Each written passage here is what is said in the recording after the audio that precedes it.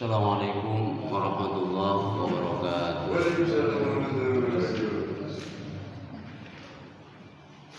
Alhamdulillahilladzi anzala sakinata fi qulubil mu'minin. Asyhadu an la ilaha illallah wa la syarika lah. Asyhadu anna Muhammadan abduhu wa rasuluhu la nabiyya ba'dah. Allahumma shalli wa sallim ala sayyidina Muhammadin wa ala alihi wa ashabihi wa tabi'in lahum bi ihsan ila yaumil qiyamah.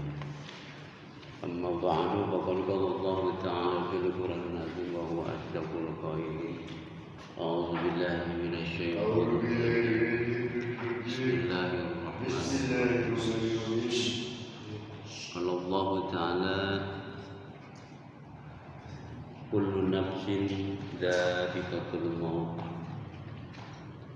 Al-ayah sadaqallahul azim wa bawa rasuluhu ala habibul karim wa nahnu ala dzalika minasyahidin wasyakirin alhamdulillahi rabbil alamin. Wal muslimin wa jumratul mu'minin rahimakumullah jamaah maghrib yang dirahmati Allah.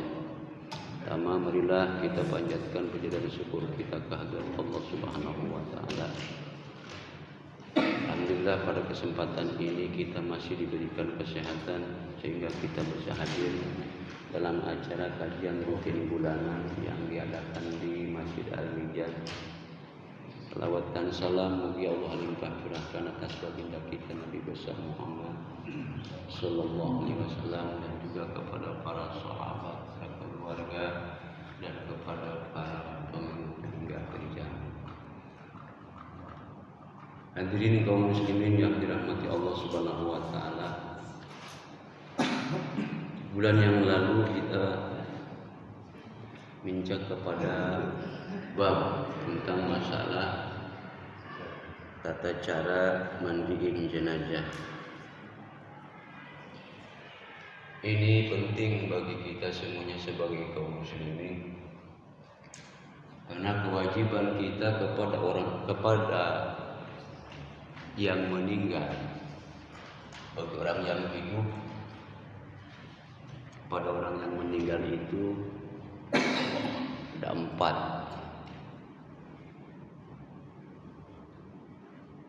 Di antaranya itu adalah memandikan. Sebelum apapun pasti harus dimandikan karena supaya bersih. Kita pun ketika meninggal, ya begitu pula orang-orang yang hidup. Karena kematian itu tidak ada yang tahu. Yang sehat bisa mati, yang sakit pun bisa mati. Dan juga kita tidak tahu di mana kita akan mati. Di mana kita akan meninggal, semua tidak ada yang tahu. Di bumi manakah kita akan dimatikan oleh Allah, tidak ada yang tahu. Dan ajal pun tidak ada yang tahu. Maka ketika datang ajal, la yastakhiru sa'atan wa la yastaqdimun. Ketika kita ingin dicabut nyawa, tidak bisa. Ya Allah, nanti aja umur 80 tahun, tidak bisa. Namun kemudian juga tidak bisa kita yang dahulukan. Ya Allah, mumpung saya masih bertakwa, mumpung saya masih beriman kepada Allah, dan mumpung saya lagi giat, lagi sudah bertobat, coba matikan saya sekarang. Tidak bisa. Karena itu adalah rahasia Allah Subhanahu wa taala. Maka ketika kalau kita ingat riwayat Nabi Musa, ketika malaikat Israel datang kepada Nabi Musa, cuman menyerupai manusia, ingin mencabut Nabi Musa, malaikat ditampar oleh Nabi Musa. Siobret sampai matanya keluar. Luar biasa tamparan Nabi Musa. Malaikat ditampar, ingin nyabut nyawa. Luar biasa, sampai matanya di sini. Lalu kemudian Nabi Musa, lalu kemudian malaikat Jibril kembali kepada Allah. Ya Allah, Nabi Musa mau dicabut nyawanya, bahkan dia menampar pipiku sampai mata saya keluar rontok. Lalu kemudian malaikat Jibril datang lagi kepada Nabi Musa dengan rupa yang berbeda. Tadi mau berupa Ahmad Supawi, sekarang mau berupa Pak Hastori misalnya. Datang malaikat Jibril. Tetapi malaikat Nabi Musa itu sudah tahu bahwa ini malaikat Jibril. Sekarang mau dia sopan. Akhirnya sekarang saya tergantung. Kalau Allah mematikan saya hari ini, matikan saya sekarang. Akhirnya Israel pada waktu itu mencabut nyawa Nabi Musa. Itu. Maka dengan demikian ingat, mati pasti kita dipandiin. Ada yang tidak dipandiin, tidak disolatin.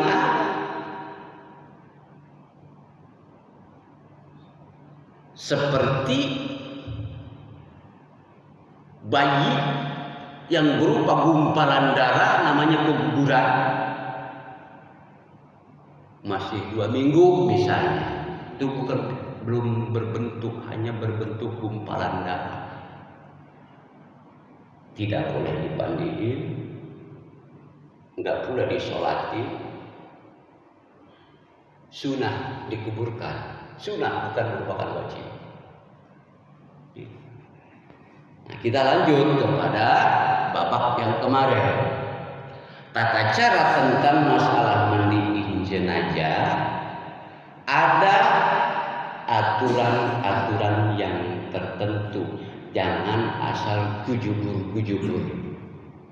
Nanti jenazah kesakitan. Kalau kita selonong boy, gujebur-gujebur tanpa doa, tanpa memohon sesuatu, maka syarat yang pertama ketika kita memandiin jenazah, terutama kita niat, ada di situ niatnya kan.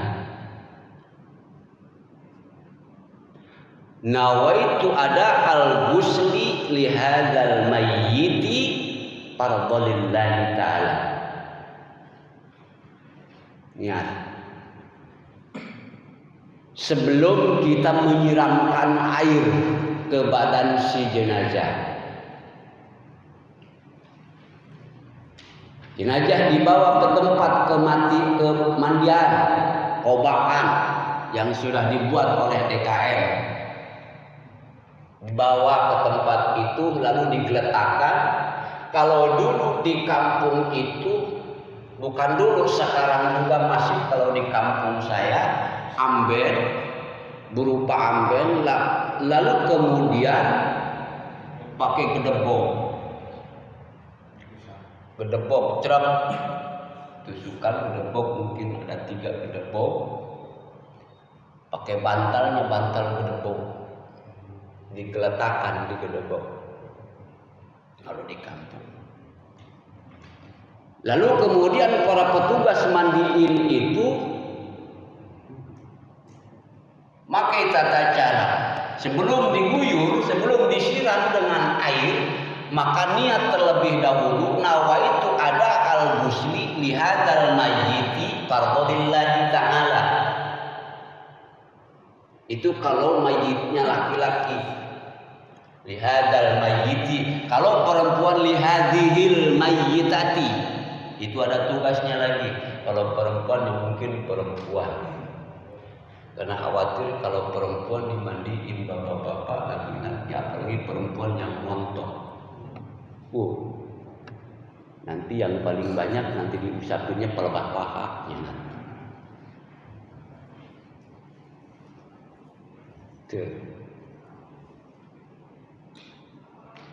Lalu kemudian setelah kita niat, selesai.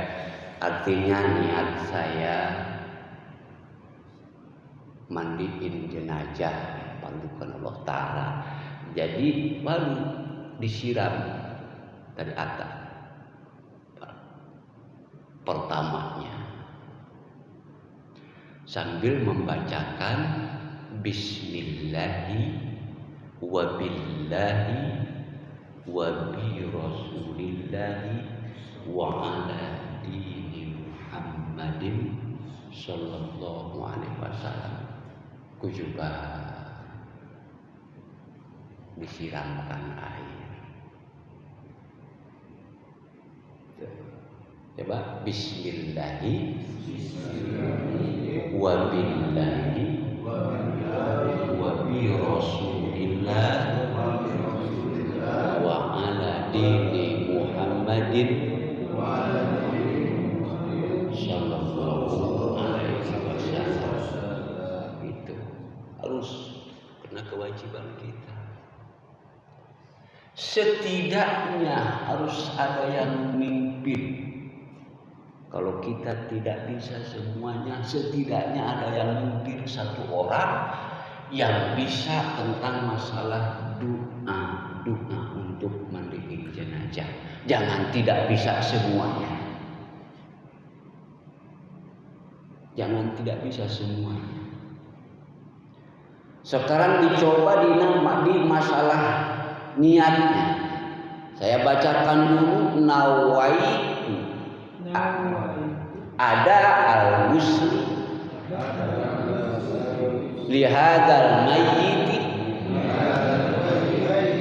fardhan lillahi ta'ala. Itu kata pemimpin nanti kalau pastori yang mimpin di sana, kalau pade siapa saja nanti kata pastor atau kata pade nawa itu adalah muslihatil majid lillahi ta'ala. Tidak untuk semuanya. Yang memegang kayu silahkan itu yang mengatur tentang masalah prakteknya ini. Nanti kemudian saya itu bareng-bareng kuyul sini dari atas ke bawah, dari bawah ke atas, yang rapi, bersihin lubang-lubang hidungnya. Ini dibersihin, telinga pakai kapas. Enggak bakalan bergerak, karena sudah mati. Ya, itu. Sekali lagi, coba. Nawaitu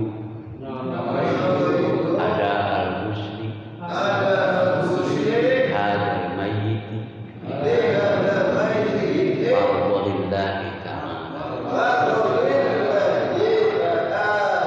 Doa menyiramkan air.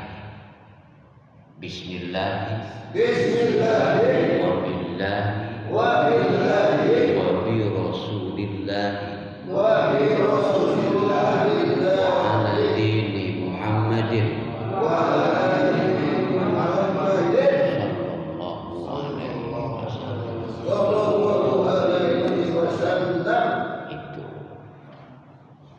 Setelah dipandiin bersih pakai sabun segala macam, lalu dibalikin yang ingin dibersihkan sebagian kanan. Oh kanan lah, namun kanan nih biasa kan dibalikin. Balikin ke kanan. Nah setelah dibalikinnya itu doanya adalah Ghufranaka ya Rahman La ilaha illallah Muhammadur Rasulullah. Ini baru buyur. Nah, sebelah kanannya. Setelah ini sudah selesai lalu sebelah kanan. Ghufranaka ya Rahman ya la ilaha illallah Muhammadur Rasulullah. Tinggal ngapalin, tinggal ingetin. Kalau sudah ingat enak. Kalau sudah paham, sudah ingat. Lalu kemudian setelah kanan dibalikin lagi ke sebelah kirinya. Di sebelah kirinya ghufranaka ya rahim fil akhirati la ilaha illallah Muhammadur Rasulullah. Itu ngabarikan sebelah kirinya, doanya seperti itu.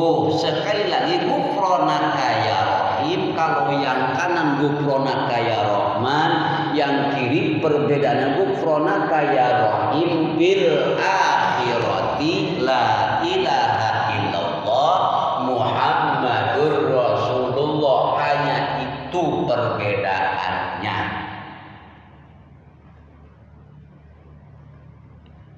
Lalu kemudian setelah kirinya sudah ditangkratin lagi, diletakkan lagi.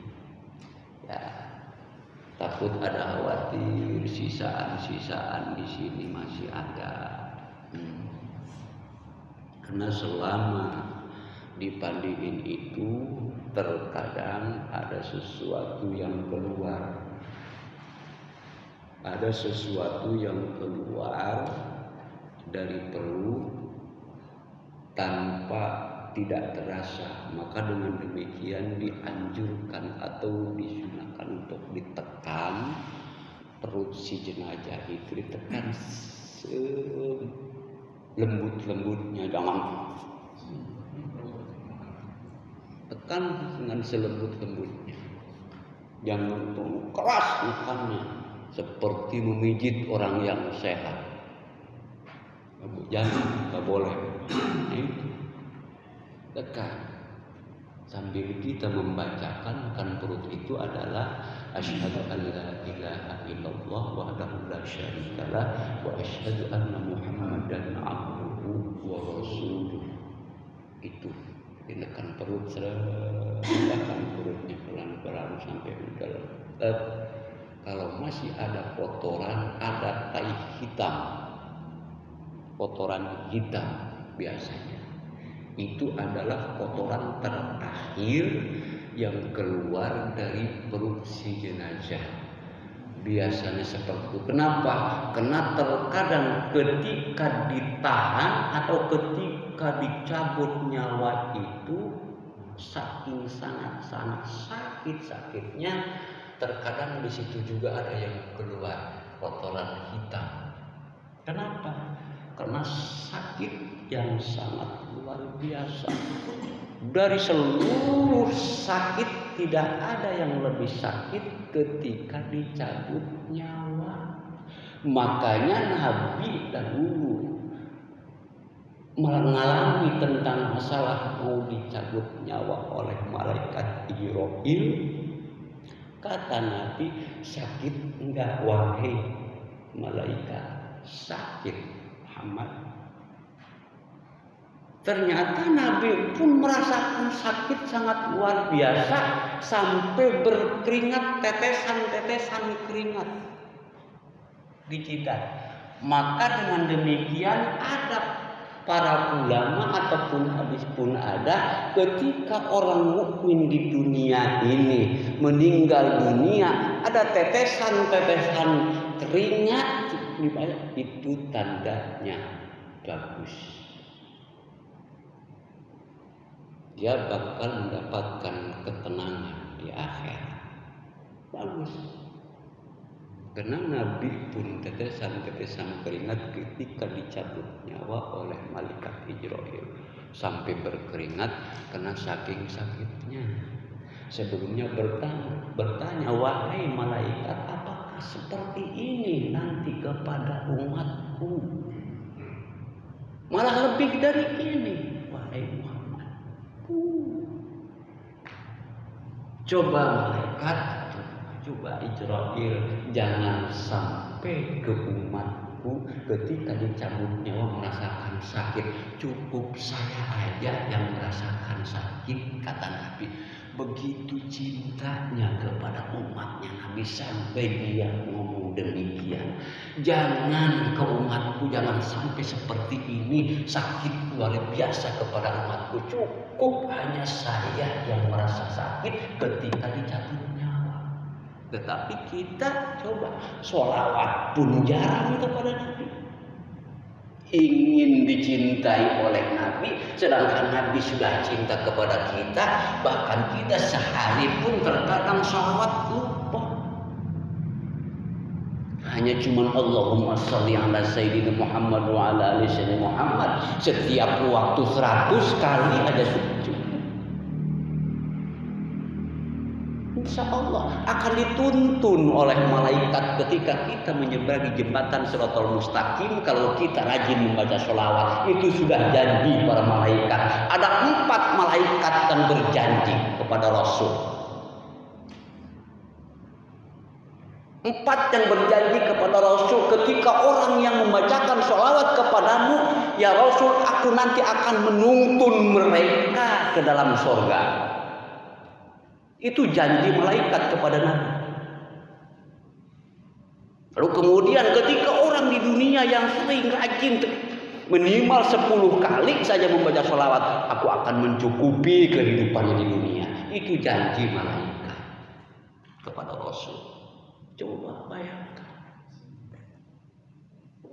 baca sholawat.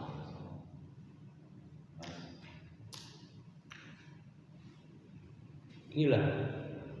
Maka dengan demikian, yuk, ketika kita dicintai oleh Nabi, kita pun harus cinta kepada Nabi. Perbanyak kita zikir, baca sholawat dan sebagainya.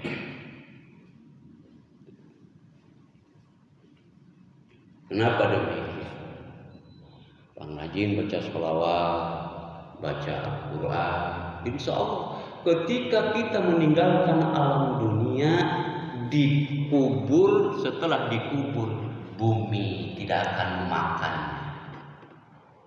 bumi tidak akan membenjak, bumi tidak akan membusukkannya kepada jenazah yang ahli sholawat, ahli zikir, ahli baca Al-Quran.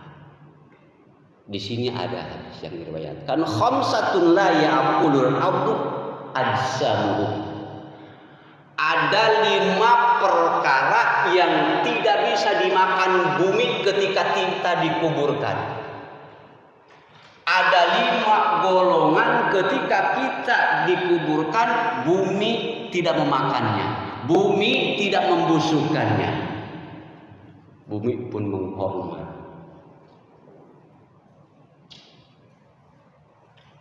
Apa salah satunya? Al-Anbiya, yang pertama para nabi tidak akan busuk walaupun ribuan tahun, tidak akan busuk.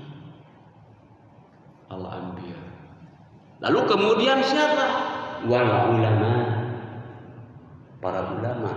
Ulama itu warasatul anbiya, yang ulama termasuk para waris ahli nabi. Ulama semacam apa? Ulama yang karismatik, ulama yang serba bisa, ulama yang serba paham, dan dia juga ulama kehidupannya hanya sederhana saja. Zikir yang dibanyakin, sholawat yang dibanyakin, ibadah dibanyakin, maka inilah termasuk tidak akan dimakan bumi, tidak akan dimakan tanah ketika dikubur. Lalu kemudian yang ketiga, para syuhada. Para syuhada, orang-orang yang mati syahid fisabilillah, mempertahankan kebenaran, mempertahankan agamanya. Maka insya Allah ketika dia mempertahankan kebenaran, mempertahankan agamanya, tak meninggal dunia, maka dia tidak akan dimakan tanah, tidak akan busuk di dalam kubur walaupun ribuan tahun, ratusan tahun. Lalu kemudian wa qari'ul Quran, orang yang suka tadarus Al-Quran. Setelah selesai maghrib baca Al-Quran, selesai isya baca Al-Quran. Silakan di mana saja, mau di masjid, mau di rumah, bahkan ada anjuran di rumah. Perbanyak baca Al-Quran di rumah, perbanyak. Kenapa? Karena kalau kita membaca Al-Quran di rumah itu insya Allah rahmat turun dari Allah Subhanahu wa Ta'ala, keberkahan akan dilimpahkan kepada keluarganya. Di masjid juga sih. Setelah selesai, mau di rumah aja, mau di masjid, baca Al-Quran Bismillahirrahmanirrahim, beruntun dari Alif Lam Mim sampai terus selesai Al-Baqarah sampai terus. Biasa tadarus. Siapa tahu 1 bulan bisa khatam. Jangan banyak-banyak, kita nih 1 bulan aja targetnya. 1 bulan target khatam, 1 bulan target khatam. Jangan muncak-muncak ingin 10 hari ingin khatam, 10 hari susah bagi kita. Insyaallah ketika orang pembaca Al-Quran ahli tadarus telah dicabut nyawanya oleh Allah Subhanahu wa Ta'ala dengan mengutus malaikat Ijrail cabut tuh nyawanya si anu, dicabut puruput, dicabut lak. Udah nggak ada ruh di jasadnya, hilang, angkat langit oleh Allah Subhanahu wa Ta'ala. Bahkan kalau anak kecil, ada riwayat anak kecil masih bayi belum balik ketika meninggal dunia ini sangat beruntung kepada kedua orang tuanya. Orang yang meninggal dunia seperti keguguran sangat beruntung kepada orang tuanya, karena itu adalah ceng-cengan bagi kita. Anak kecil nanti ketika meninggal dunia langsung diasuh oleh Nabi Ibrahim di gunung, di laut, di surga. Diasuh, diaping oleh Nabi Ibrahim beserta istrinya Sarah. Nah kemudian setelah datang hari kiamat, anak kecil itu dikembalikan kepada masing-masing orang tuanya. Nih anak kamu, nih anak kamu. Beruntung, akan menuntun nanti ke surga. Tapi harus ingat, kalau disebedoin percuma. Ingat,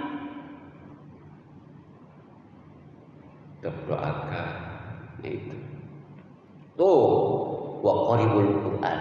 Orang yang suka membaca Al-Quran terus tadarus, maka dia insya Allah ketika meninggal dunia akan utuh jasadnya, tidak akan dimakan tanah. Lalu kemudian terakhir, wal muadzinu ihtisaban, orang yang tukang adzan karena Allah tanpa ada apa-apa. Yang tukang adzan tiap waktu Allahu akbar, Allahu akbar, tukang adzan pada rajin adzannya. Wah story ini pengen ini. Wal muadzinu ihtisaban, orang yang suka adzan, yang tukang adzan setiap waktu ihtisaban karena Allah, tidak apa-apa, hanya lillahi ta'ala, Allah yang mengasih pahala. Maka ini insya Allah sebagian daripada ketika kita meninggal dunia dikubur, maka tidak akan dimakan tanah, yakni tidak akan membusuk dimakan tanah. Contoh ahli ulama yang ahli zikir, ahli sholawat, guru kita semuanya ulama sebanten Syekh Nawawi Tanah Arab. Ketika itu menurut riwayatnya, misalnya ini Maklak, lingkungan Maklak, di sini Masjidil Haram, maka ketika kita ingin ziarah ke kuburan Syekh Nawawi Tanah Arab, kita berjalan mungkin kira-kira setengah jam atau kita 30 menitan berjalan dari Masjidil Haram ke Maklak, ingin ziarah ke Syekh Nawawi Tanah Arab. di situ kita masuk ziarah yang ada rumputnya hanya kuburan Syekh Nawawi, tidak ada yang lain. Nah, konon dulu para pemerintahan Arab Saudi, kenapa? Karena di sini tebing, di sini dulu itu Syekh Nawawi. Saya pernah beberapa kali ke situ ziarah. Dulu di sini tebingnya, di sini Syekh Nawawi. Nah, di sini tebing, situ tebing ingin dijadikan jembatan oleh pemerintah Arab. Dulu Syekh Nawawi ini mau dibongkar. Ketika dibongkar sudah ratusan tahun utuh tanpa ada sesuatu apapun. Orang pemerintahan Arab geleng-geleng kepala, inilah manusia yang paling mulia di hadapan Allah Subhanahu wa taala. Makanya dihormati orang Indonesia ini karena ulama karismatik, ulama besar termasuk wali Allah, yakni Syekh Nawawi Tanara. Ratusan kitab yang dia tulis, sehingga ketika dia ingin menulis satu kitab itu, ingin mengarang satu kitab dalam keadaan gelap, dia berdoa kepada Allah, ya Allah, aku berikan cahaya. Akhirnya telunjuknya dikasih cahaya oleh Allah seperti cahaya listrik menyala di dalam telunjuknya ini untuk menulis. Ini listrik, tulis, curug jadi listrik. Itu apa? Ahli zikir, ahli ibadah, tidak ada apa-apa lagi.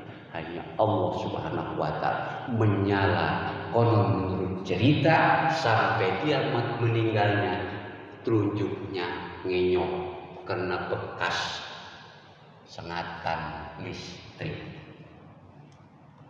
Itulah. Ya, insyaallah. Maka dengan demikian semua akan mati. Maka kalau kita tidak ingin dimakan tanah, laksanakan yang 5 perkara ini. Nah, ingat, doa menekan perut. Asyhadu an la ilaha illallah wahdahu la syarikalah wa asyhadu anna Muhammadan abduhu wa rasuluh. Itu doa menekan perut. Ingat Pak Dek ya, Pak Dek yang pantas, Pak Dek itu pantas, udah ini mah pada Adam pantas di depan urus jenazah. Pak Agus konco-konconya udah tinggal, jangan sampai dari luar lagi. Kalau bisa mau kuburan pun harus orang dalam, menggali kuburan pun. Kalau kita ingin pahala besar, ayo. Masa nagali kuburan digotong orang-orang sepuh, orang BSD 10 tidak mampu untuk menggali kuburan? Mampu lah.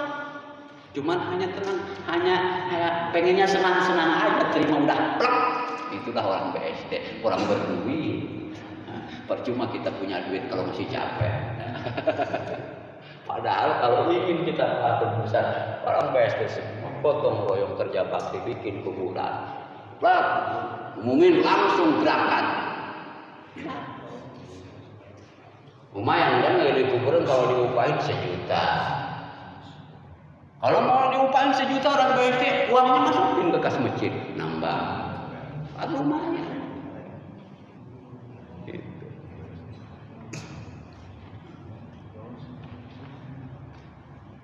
Nah setelah itu selesai, ya selesai, mandiin, ngurus jenazah selesai tata caranya. Lalu kemudian terakhir itu wudu, diwuduin sunah, wudu.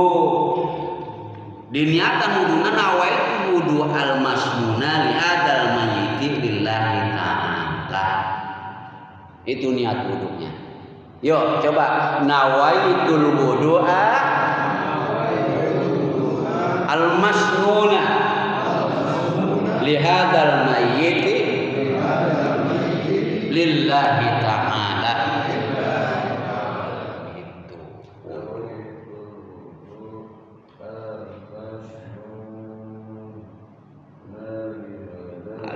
Selesai. Setelah selesai mau dibawa ke kapan, dipindahin. Kapan sudah siap di situ untuk membungkusnya. Kalau laki-laki, kalau tidak ada miskin, tidak ada, 1 lembar cukup asal bisa menutupi badan semuanya. Lalu kemudian sebanyak-banyaknya itu adalah kesempurnaannya adalah 3 lembar. 3 lembar kain kapan. Sudah siap di situ. Dipindahin dari itu, lalu kemudian ngangkat jenazahnya itu mindahin ke kain kapan. Doanya adalah seperti syahidallahu annahu la ilaha illahu wal malaikatu wa ulul ilmi imam bil qisti la ilaha illa huwal azizul hakim. Paling ini yang rada panjang, padahal seminggu lah ngapalin ini. Seminggu. Kalau terus-terusan seminggu ya. Seminggu ayo ngapalin ini. Barang datang ada yang meninggal, lupa lagi. Malah meninggal, lupa lagi apa ya bacaannya. Apa-apa.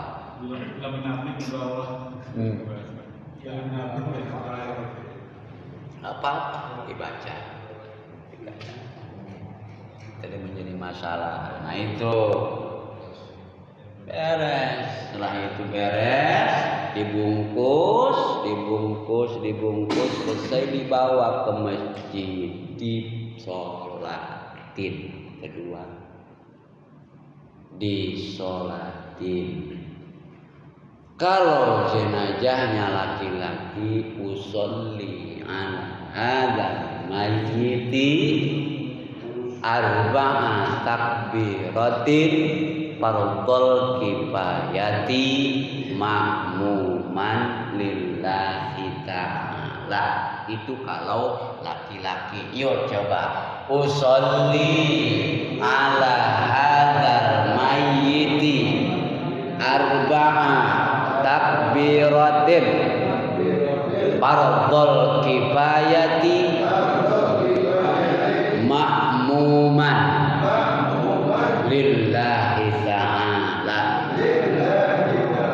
Itu kalau jenazahnya laki-laki. Kalau perempuan beda domirnya.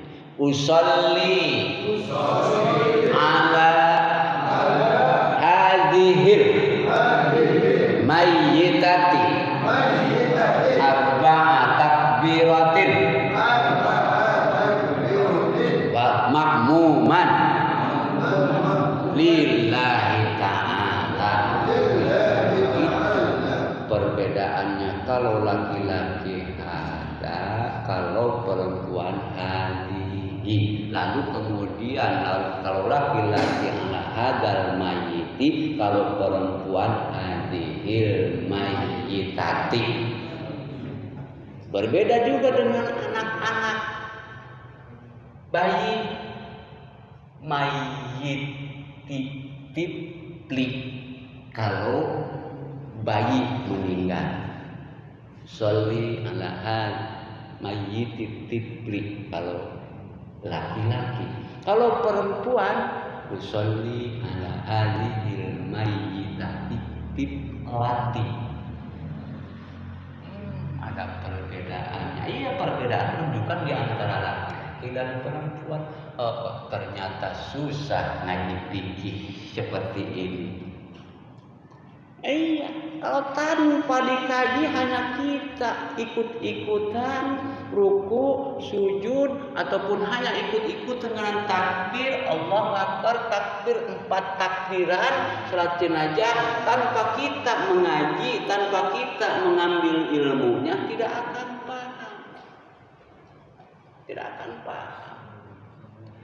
Maka dengan demikian ketika jadi imam tidak paham jalurnya, ketika nyolatin jenazah pakai ruku. Allahu Akbar. sok tahu. Padahal belum pernah ngeliatin jenazah. Salli ala adzal mayyit arba takbiratin fadl kifayat imaman billahi. Allahu akbar. Bismillahirrahmanirrahim. Alhamdulillahirabbil alamin. Arrahmanir rahim. Maliki yaumiddin. Iyyaka na'budu wa iyyaka nasta'in. Shiratal mustaqim. Shiratal ladzina an'amta 'alaihim ghairil maghdubi 'alaihim waladdallin. Pakai surat Al-Baqarah. Bismillahirrahmanirrahim. Alam tara kaifa fa'ala bi ashabil fil selesai. Allahu akbar. Ruku. Salat jenazah ruku. Atau bingung makmum. Oh Ustaz, kok pakai ruku? Ini jenazah banyak dosanya. Kalau tidak pakai ruku tidak diampuni dosanya, maka harus pakai ruku. Jangan istilahnya mah itu membelokkan perkataan supaya dia tidak malu. Ngeles. Padahal mah tidak tahu. Nah, itulah akibat tidak tahu. Ini aja pakai ruku. Aku kata jamaah, enggak pakai sujud sekalian Pak Ustaz. Tidak, cukup diampuni dosanya hanya ruku doang, guys. Selesai. Nah, jam berapa sekarang? Berapa lagi? Ya, menit lagi. Ya. Terakhir ya. Terakhir ketika kita ke kuburan setelah selesai jelasan, insya Allah kalau kita panjang sambung lagi tentang masalah bacaan-bacaan usholi dan sebagainya. Kalau yang penting kita sehat, panjang umur semuanya, insya Allah semua bisa ketemu. Yang penting kita rajin. Nah, terakhir ketika setelah diselesaikan sholat digotong, paling utama keabdolan mengiring jenazah itu adalah di depan.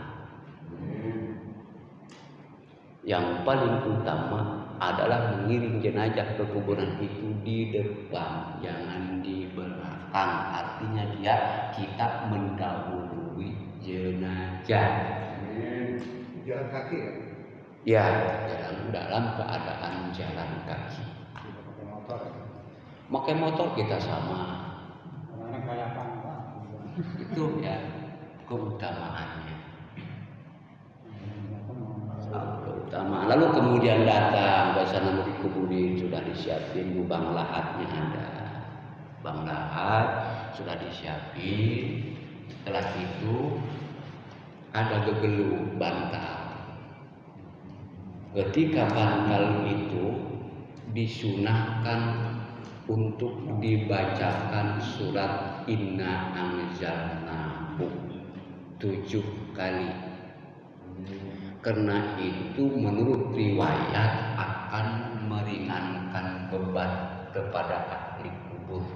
Kalau ahli disiksa akan diringankan siksaannya. Maka diikutkan tanah, yakni gegelu. Gegelu itu. Maka sebelumnya ditaruh di masing-masing tempat, di sini 2, di sini 2, di bahu 3. Jadi 7, 2 sama 2, di dengkul 2, di kaki ini 2, terus di bahu ini adalah 3. Itu memernahkan gegeluk tersebut. Dibacakan sebelumnya Bismillahirrahmanirrahim. Inna anzalnahu fi lailatul qadr wa ma adraka ma lailatul qadr. Lailatul qadri khairun min alfi syahr. Tanazzalul malaikatu war ruhu fiha bi idzni rabbihim min kulli amr. Salamun hiya hatta matla'il fajr. Tiupkan kepada gegeluk. Satu-satu 7, jadi 7 kali. Berikut 7, ingetin ya, yang suka biasa turun ke bawah, di bahu 3, di dengkul 2, di kaki 2. Jangan sampai di dengkul 3. Kadang-kadang seperti itu kita ngaco. Ya. Sini 3, ini 2, ini 2. Di bahu yang 3, dengkul 2, kaki 2. Jadi jumlahnya 7. Seandainya siapa saja nanti bacakan Nah, itu akan meringankan beban. Apabila ahli disiksa, maka itu insya Allah meringankan. Nah, misalnya masih ada sebenarnya, masih banyak doa-doa yang harus kita hafalkan berhubung waktu bala yang memisahkan kita. Mungkin dicukupkan sekian saja, insya Allah lain kali kita sambung kembali. Mudah-mudahan ada manfaatnya, berkahnya. Cukup. Bila itu. Assalamualaikum warahmatullahi wabarakatuh.